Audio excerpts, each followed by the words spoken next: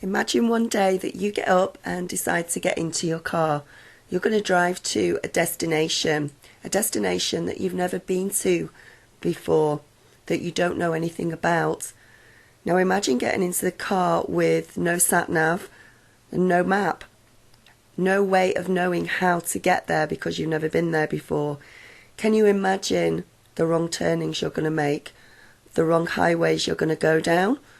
How many times you're going to have to turn the car around and maybe start all over again? Do you think at this point a map or a sat-nav might be useful to get you to that place, to that point in time that you want to go to? This is very much concerning the laws of attraction. When you get into a car with no sat-nav, no map, this is what it feels like when we're trying to navigate through life without having a real understanding that there are various laws of nature, universal laws to abide by in order to win the game of life.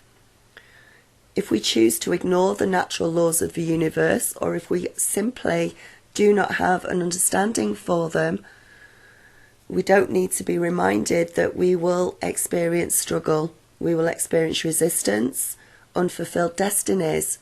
We will not get to our destination. We will not get to where we want to be. We will go through pain. We will go through lack of direction. It has always been in the nature of humanity to believe mostly in the things that we can see, feel, taste, hear or touch, while doubting anything else that is beyond the perceptions of our immediate senses.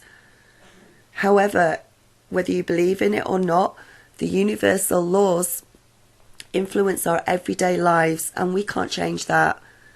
You can liken the universal laws to a deep tree root buried underground with which ordinary eyes cannot see, and yet the roots exert so much influence on the tree because without the roots a tree couldn't stand, a tree could not live. So I'm going to go through a little bit of the 12 universal laws so that we all have an understanding of us. Most of us that are on our spiritual path already have an understanding of the spiritual laws when we're awake enough to see them. But there may come a point in time when we don't rely on governmental laws, we don't rely on military laws, the laws of the police, the laws of the land. And we have this inherent, our soul wants to go by the universal laws. So let's have a look and see which each one means and how they affect you as well. The first law is the law of oneness, or sometimes called the law of mentalism. It's also an immutable law. This means that it is absolute, it can never be changed, it can never be transmuted. It's an external law. So the first of the 7 universal laws tells us that all the mind, the universe is mental, that everything we see and experience in our physical world has its origins in the invisible mental realm. It tells us there is a single universal consciousness from which all things manifest. All energy and matters at all levels is created and is subordinate to the omnipresent universal mind. Your mind is part of the universal mind, the same in kind, with the only difference being one of degree. So your reality is a manifestation of your mind. This is true mind power. Another way of looking at this, it helps us to understand the world we live in, that everything is connected to everything else. Every thought, word, action and belief of ours affects others in the universe and around us, irrespective of whether the people are near or far away from us. In other words, it goes beyond time and space. The second universal law is the law of vibration. Again, this is an immutable law, which means it cannot be changed and it cannot be transcended at all. The law of vibration says that nothing rests, everything moves and everything vibrates. It tells us that the whole universe is nothing but a vibration. Science has confirmed that everything in the universe, including you, is pure energy vibrating at different frequencies. Energy attracts like energy. This is what the law of attraction is based on. It has its foundation in this law. Everything that we experience within our 5 physical senses is conveyed through vibrations. The same applies to the mental realm. Your thoughts are vibrations, all your emotions are vibrations. Where unconditional love, in the sense of love for another person or another thing, is the highest and most subtle of the emotional vibrations, and hate is the densest and the most base of emotions. You can learn to control your mental vibrations at will, and this is true. Another way of looking at the law of vibration, it just says that like attracts like. The reason why we say that is if you are not happy with your current vibration, you need to make a conscious choice to focus your energy on more positive emotions and less on negative emotions in order to raise your vibration higher beyond the one that you want in your life. If you don't want any more bad news coming to you, do not be the one to start spreading it around to others, or it will come back to you. By giving what you want and what you desire, you indirectly increase that comes back to you. The third law is pretty simple. This is the law of action. The law of action must be applied in order for us to manifest things here on earth. Therefore, to do this, we have to engage in actions that support our words, our feelings, our vision, our thoughts, our dreams, and our emotions. These actions will bring us manifestations of varying results, which are dependent on our specifically chosen words, thoughts, dreams, and emotions. When you line up your thoughts with your emotions, when you line up your focus with your emotions, that's when your manifestation powers are the most powerful and the most liable to come into manifest for you. Number 4 is the law of correspondence. This is another immutable sign, which means it can't be changed and is outside of us. It tells us that as above, so below. This means that there is harmony, agreement, and correspondence between the mental, the physical, and the spiritual realms. There's no separation, since everything is in the universe, including you. Everything originates from one source. The same pattern is expressed on all planes of existence, from the smallest electron to the largest star, and vice versa. All is one. The ancient Greek temple of Apollo at Delphi was referring to this great law of correspondence in the inscription, "Know thyself, and thou shalt know all the mysteries of the gods in the universe." Another way of looking at this is it puts us into the driver's seat of our own lives. Our outer world is a direct reflection of our inner world. Therefore, we need to accept responsibility for our own lives. Another good example for this law is the fact that in the physical world, energy, vibration, light, and motion have their corresponding principles in the universe.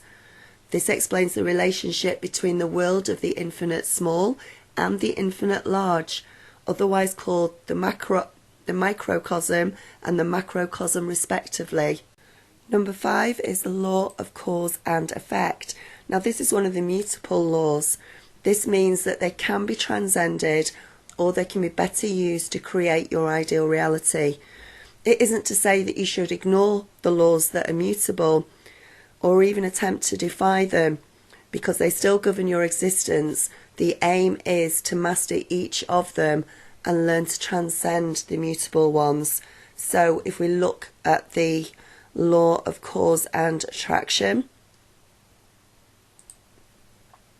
the law of cause and effect, states that nothing happens by chance. Nothing happens outside the universal laws. We have to take responsibility for everything that happens in our lives.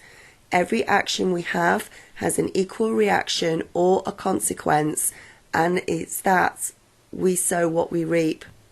If you plant a daisy, you can't expect to have a rose grow there. In other words, every thought, action, word is full of energy. Every word that you speak is full of energy. Another way of trying to explain this is every effect that you see in your outside or physical world has a very specific cause, which has its origin in your inner or mental world. This is the essence of thought power. Every one of your thoughts, words, or actions sets a specific event in motion, which will come to materialize over time. To become the master of your destiny, you must master your mind, for everything in your reality is a mental creation. Know that there is nothing like chance or luck. They are simple terms used by humanity in ignorance of this particular law. Number 7 is the law of attraction. Now, depending on what you read, whether it's 12 laws or 7 laws, this isn't always mentioned. This is because, not to diminish its importance, it's not specifically mentioned because it's the basic law of the universe which runs through all of the major 7 universal laws. It holds everything together. It's through the knowledge of law of attraction that one can rise above the mutable laws that we have, like polarity and rhythm, which I'm going to go into in a minute, and then you can gain a better understanding of each of the 7 laws. Now, like I said, some do 7, some do 12, so I'm going to go through, I'm doing all 12. So the law of attraction shows us how we create the events, the people and the things which come into our lives. All our thoughts, our words, our feelings, our actions give out energies which likewise attract like energies. So if you are a spiritual person, you are more likely to attract spiritual people to you. If you are in a negative energy and maybe you are an alcoholic or someone is a drug addict, they tend to attract alcoholics or drug addicts to them. So positive energies will always attract positive energies, while negative energies will always attract negative energies. It doesn't matter whether you want the negative or not. What you place your attention on is what you attract into your life. On the other hand, if you don't like negative, you just need to raise your vibration higher and away from it in order to fully apply the law of attraction to work for you. For example, when anyone starts out thinking negatively, their vibration gets lowered as the focus on the problem rather than the solution becomes very intense. The size and number of the problem will magnify as that's where the person's focus is at that time. Number 8. Number 8 is the law of perpetual transmutation of energy. The law of perpetual transmutation of energy is a really powerful one. It states that we all have the power within us to change any condition in our lives that we are not happy with. Higher energy vibration will definitely consume and transform lower ones. Light always shines onto dark. Therefore, we can change the energies in our lives by understanding the universal laws and applying the principles in such a way as to affect a positive change in our lives and possibly the lives of people around us as well. Number 9 is the law of relativity. The law of relativity states that each person will receive a series of situations or problems, tests, for the purpose of strengthening the inner light within us.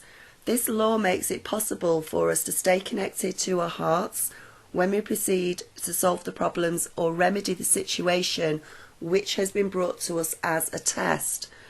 This law also teaches us to compare our situations to other people's problems and put everything into its right perspective. No matter how bad we perceive our situations to be, there is always somebody else who is in a more difficult or a worse situation, thereby making it all relative. Nobody is ever given a problem they are unable to handle, as we already have the ability to handle them. We already have the answers inside of us.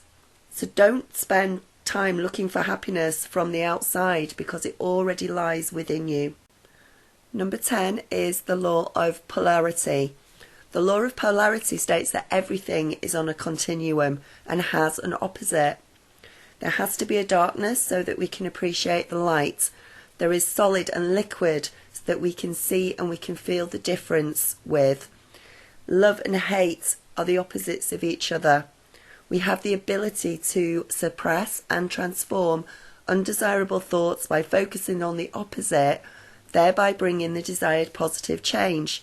This can also be likened to the law of the mental vibration.